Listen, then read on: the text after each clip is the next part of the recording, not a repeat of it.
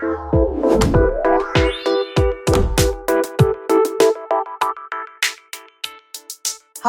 I'm Kristy. And I'm Courtney, and we're Heard at the Barre.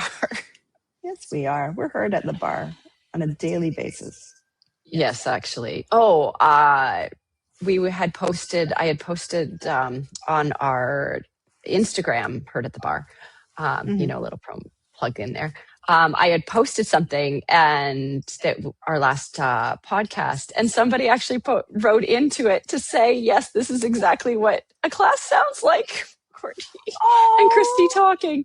So I was like, oh my gosh, yes, that's exactly why we were doing this. Awesome. Because we talk about it at the Heard at the Barre is things that are heard at the bar. So yeah, somebody posted to say that's when she's working out with us, that's exactly the conversations we have. It was the one about age of attraction. So okay. Oh, yeah, that's basically what our classes sound like. So yeah, we try to distract you with our stories so that you don't notice the pain. It actually started in the bar classes. It was during bar classes it's mainly my mat classes that you can tell as soon as I start to tell more stories, and when there's a new person in class, I'll say that like halfway through, I'm like, oh, by the way, I tell stories when it's really hard so that you don't remember what you're doing. And then at the end, you're like, well, that was a good chat. Yeah. Why does my bum hurt? But yeah, one of the topics we were talking about in the studio this week was kind of the difference. So we're from Generation X. So we have a tendency to not put ourselves first. So just something that we do as a generation, and we were talking about the fact that we're noticing, I guess, not millennials, because they're very, very similar to Gen X, but I guess it's Gen Z, not Gen Z. Gen Z doesn't I have no sound idea. right. I don't know what generations. Anyway, maybe age groups like the youngers. Yeah, the youngers, the under 30s. Under 30s, above 15, I'd say. Okay, whoever they are. Doing more of a balance, having more of a balance between life and work. And you know what I would ask is it that we don't put ourselves first, or is that we have like visceral, crippling guilt? It's the guilt. If we aren't doing everything that we're supposed to do, and also everything we think people might want us to do. And in order to get ahead in life, I've got to do 110%. Otherwise, that job's going to be gone. They're going to let me go. Like is it a bit of work ethic?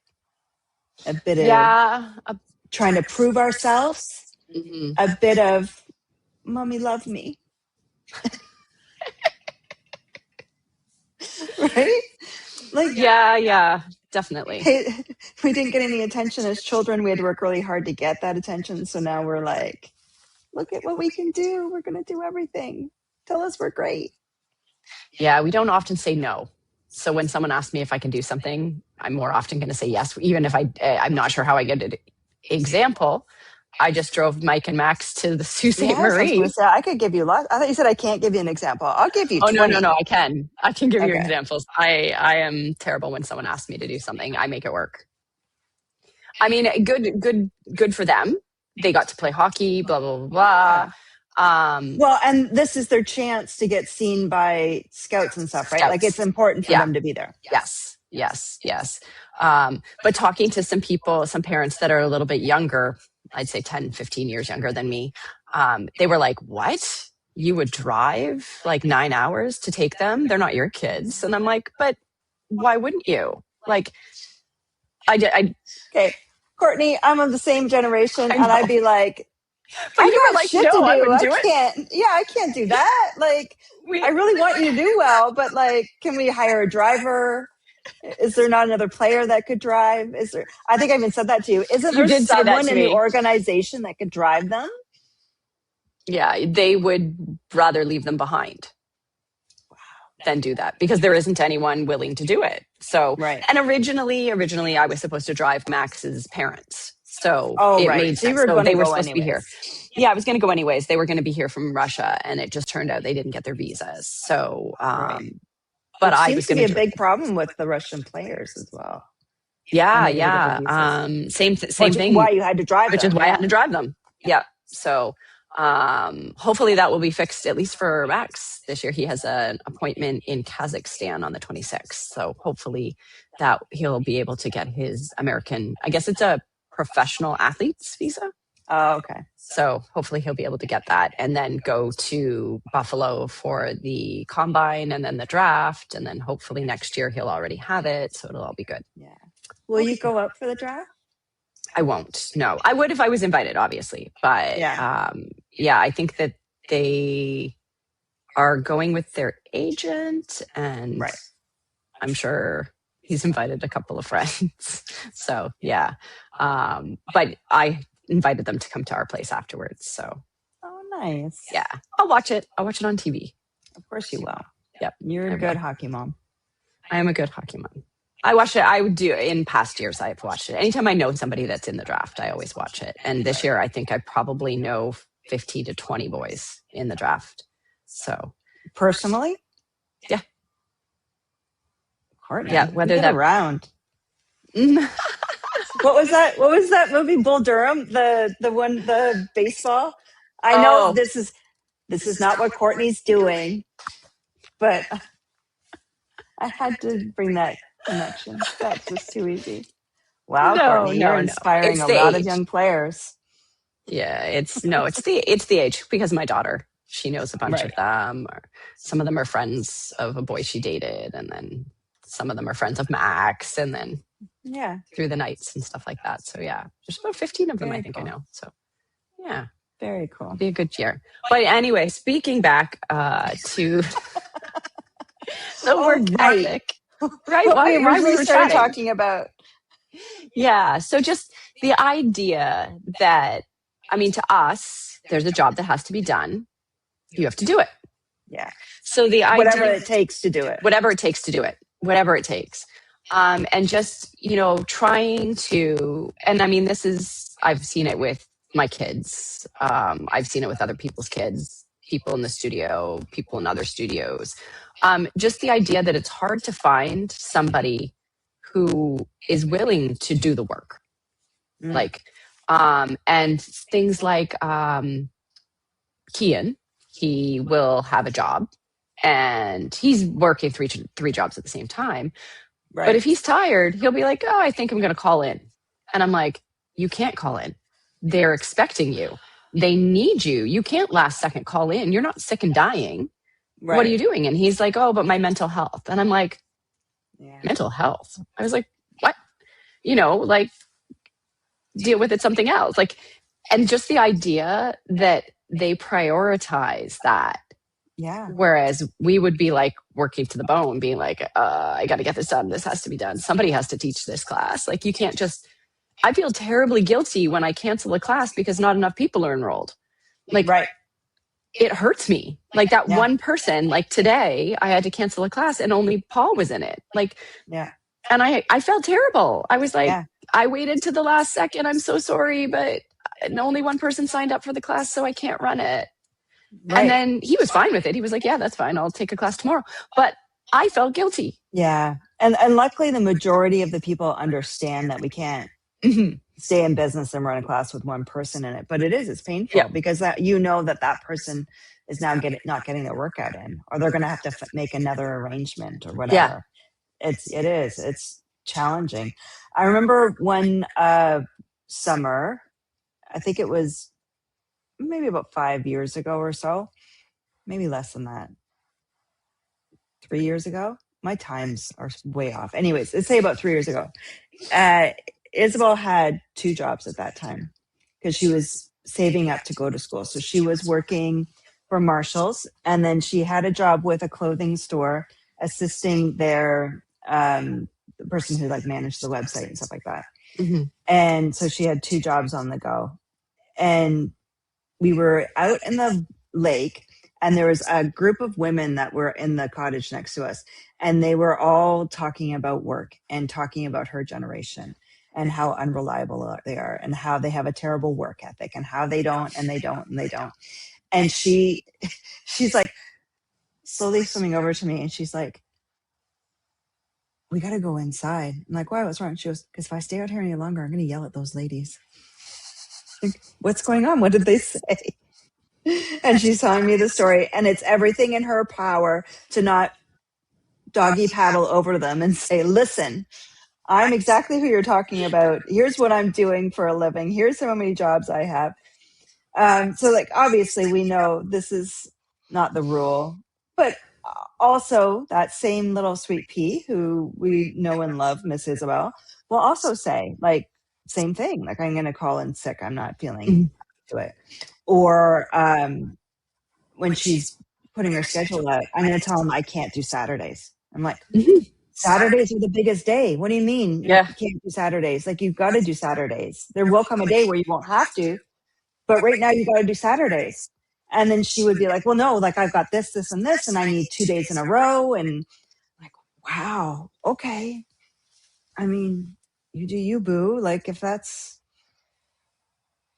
Yeah, no, it's this same idea that I'm like, are you crazy? Like, I don't understand that. You're a low man on the totem pole. You can't expect, like, even when I was working at Western, that's what we would find. Like, we would have kids that are like, yeah, I can do this shift. And when it comes to it, they just didn't show up for any shift. They'd be like, oh, just don't tired. show up. Don't even call or anything. Don't call. Nothing. Oh, no call. They don't call because they don't like confrontation.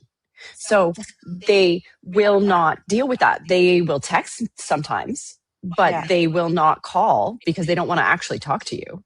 They don't want to deal with the confrontation of you being disappointed in them. They don't want to hear that you're disappointed. They don't want your response. So they just don't show up. Oh, wow. And so you would not know on a daily basis how many people would actually show to their shift. Right. Because they just didn't do it. And the number of people I've heard in class who have businesses who say the same thing. They're having the exact same difficulty. And it's with the younger generation where they're like, no. But they have no feeling of guilt. They're just like, nope, didn't want to do it. So then the question I have is what we're talking about and our frustrations with it. Is it equivalent to what our parents' generation would have gone through with the generation above them? I'm assuming. Did the generation before us say, oh my God, I don't know what's going to happen with our future. These kids, I don't know what we did wrong because we're amazing.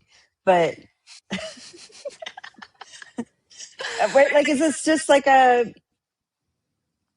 is this an age thing? Is this like not understanding like the evolution of the human race? Do we worry, or is this just what naturally happens and it will get figured out just like every other generation has figured it out?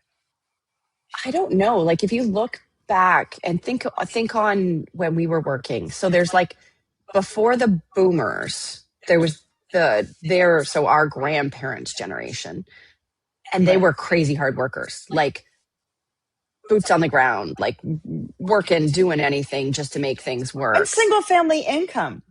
So they worked very, very hard. Yeah. And then there was the boomer generation.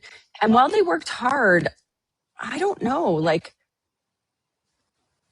maybe it's because like my mom, she didn't work. Both my parents didn't work at the same time. Like, my mom ended up working later. But not when I was little. Okay. It was that whole, I forget what they call it, the trad wife or whatever it is. Traditional, I think what they call it now, traditional wife, where my mom looked after kids, made dinners and until a certain time. And then she went into the workforce later. Right. But yeah, I don't know. And then now it's obviously our generation where both male and female worked very, very hard. And your goal, regardless of male or female, was to get to the top of your career. Like, and now I'm not I would say the pressure of you got to have it all. Yeah. Like, we're trying to like have the career, have the family. Have the career, have the house, family. Yes. Yes. Yeah. And then now the next generation below them, so not our kids, but the generation below us, would be the millennials, I guess. And they're kind of backing it off. They're more like, I don't care if I'm the top of my career.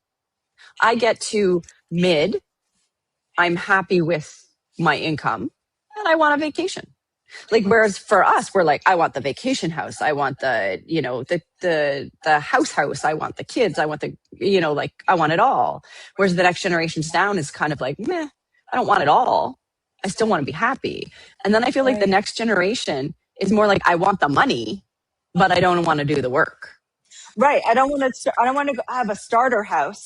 I don't want to start a house. I don't want to start a job. I want a 3-4 bedroom walk-in closet ensuite right off the bat. Yeah. Like I want to walk in up here, whereas we're like, I want to get that apartment, and then I want to get the first starter house, and then I want to get my forever home.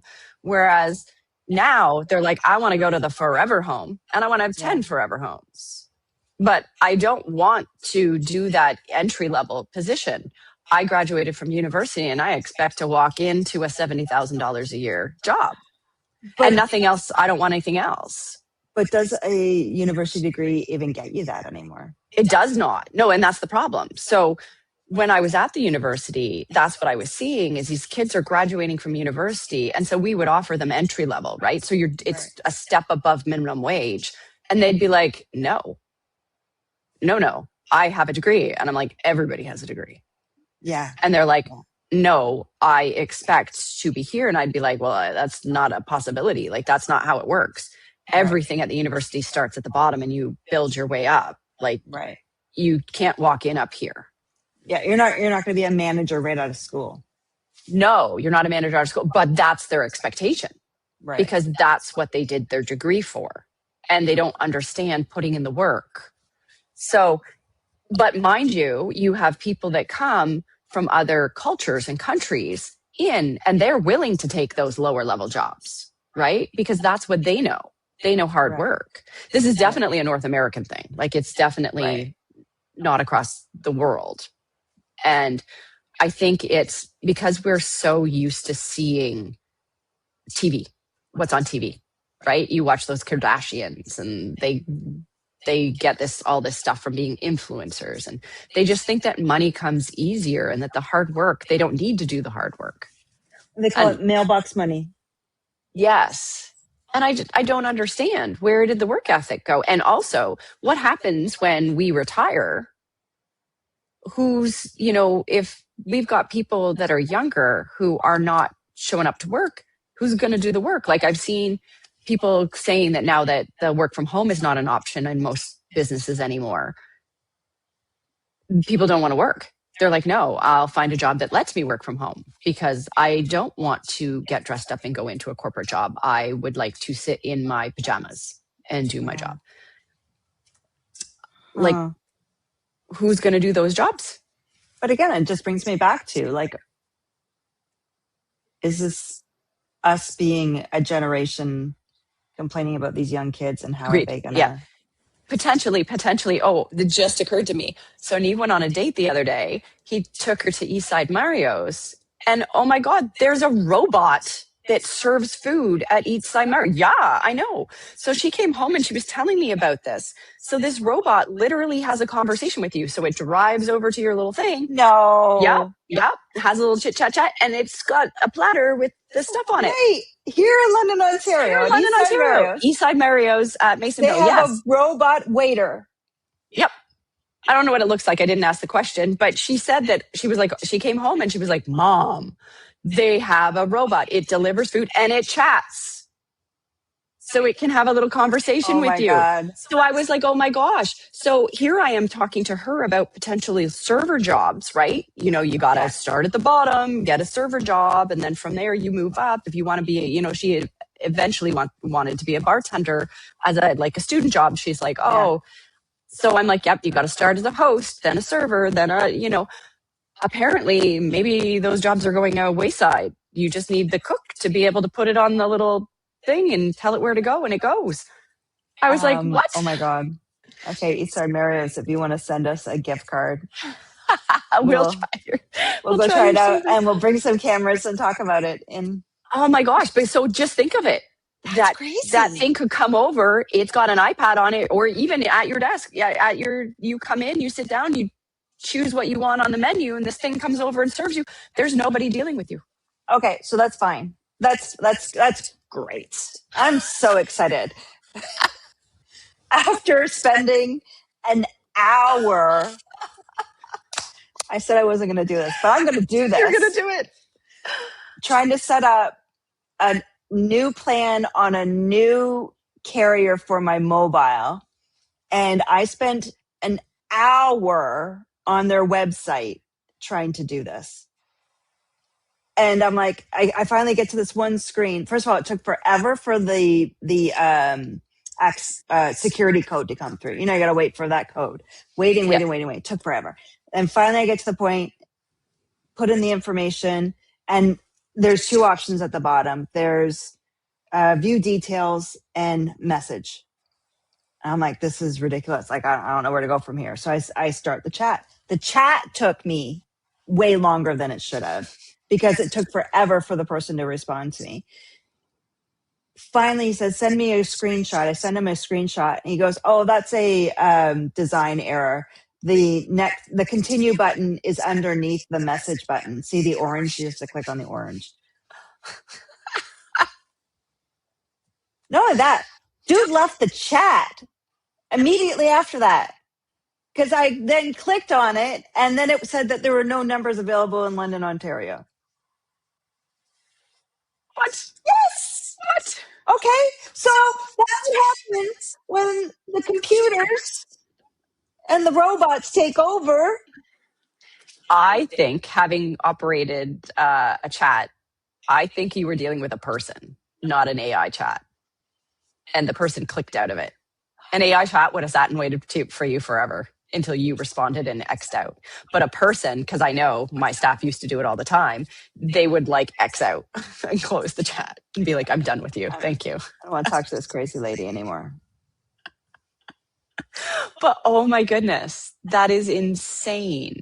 Right. So you're thinking online, quick, let's get this done. Yeah. You were coming over. I had an hour.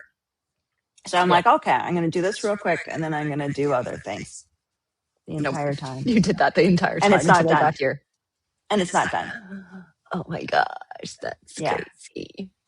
Yeah. I wanted to throw my phone off the balcony. So, like, I'm all for making things easier. Mm-hmm. It is becoming more and more challenging for businesses to get those lower level helpers. Yep. But at the same time, like you've said this too about Neve trying to find a part-time job, and there aren't part-time jobs out there for her. Mm-hmm. So, like, what's going to happen to us? Yeah, and I don't know, like, who's going to make how are people going to make money? Like, if these jobs are all going AI and stuff like that, that's less jobs that are available for kids, for people. Like, what if you don't go to college or university?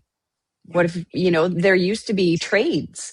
Well, now for trades, you actually have to go to college, and then you have to do an internship, and then you have to put in the hours before you get your certification. Like, there's all those things. What are you going to do in the meantime? Yeah. Like, this is a very doom and gloom conversation. We have to shift gears. Yes, I'm sorry. This is very doom and gloom.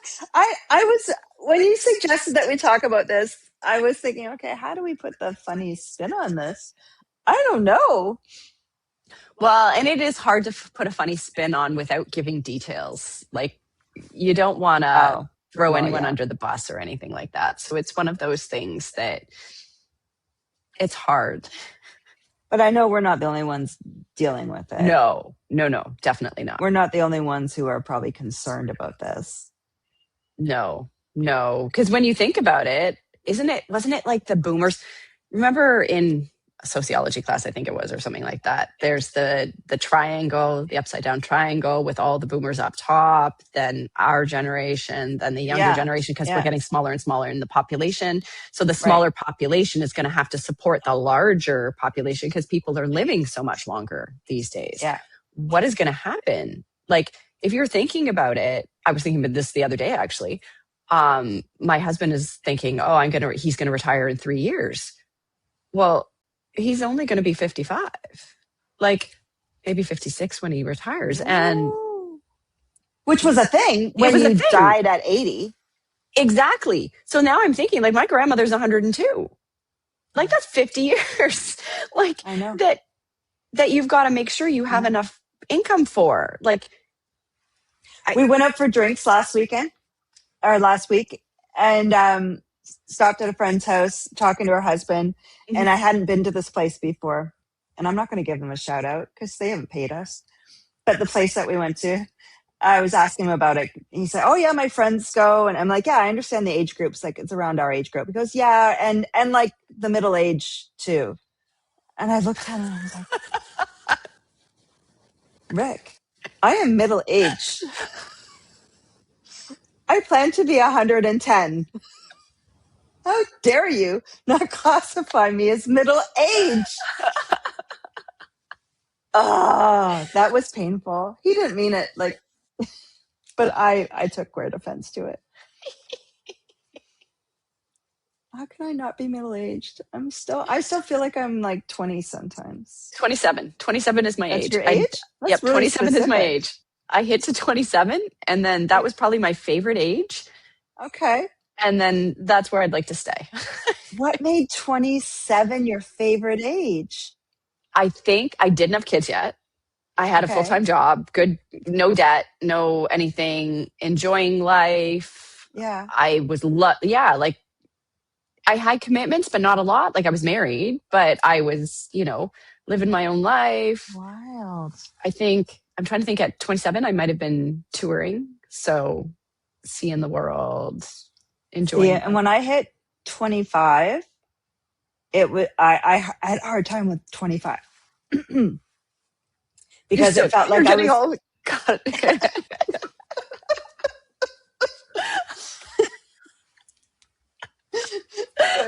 choked up about this.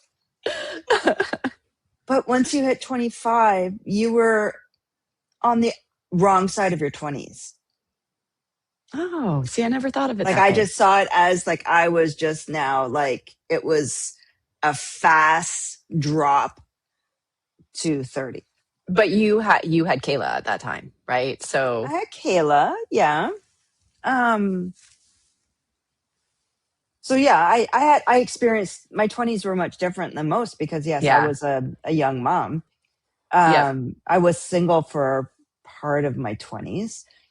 But I just remember hitting 25 and just feeling like, shit, here we go. Like, I'm full on grown up, done university, in the career, getting the career jobs, like that kind of stuff. Like, I'm not playing anymore. I got to be serious. And I didn't like that. Yeah, no, 27 was my favorite. I've said it, like, having Kayla young actually probably saved me because I think I would have done some crazy shit. I definitely would have been a part of some class action suit at some point. I love that. Oh my gosh, I love that. No, for sure. Not not people would be suing me, but that I'd be a part of something suing some sort of conglomerate or something. Yeah. Oh wow! Here goes my. There we go. There's Courtney's sigh. Time to wrap it up. There we go. The sound of Courtney's sigh. She's had enough. She doesn't want to talk to us anymore. Although I tell you this, here's what's going to happen, my friends, our Heard at the Barre community. These cameras get turned off. We watch for a moment to make sure that everything's loading properly. And then this one doesn't stop talking for at least 2 hours, maybe more. Because a lot of this stuff I can't talk about on here. And that one over there that you can't see on camera, Mr. Simon, the two of them get going. And there are some very inappropriate conversations that happen in my living room. We have to start a whole other podcast that I don't even know where we could even air it because it was crazy. It's not meant to be heard. So from here on out, know that there's a lot of stuff that goes behind the scenes, but all you're going to find out about is what's been heard at the bar. Thank you for being part of our community.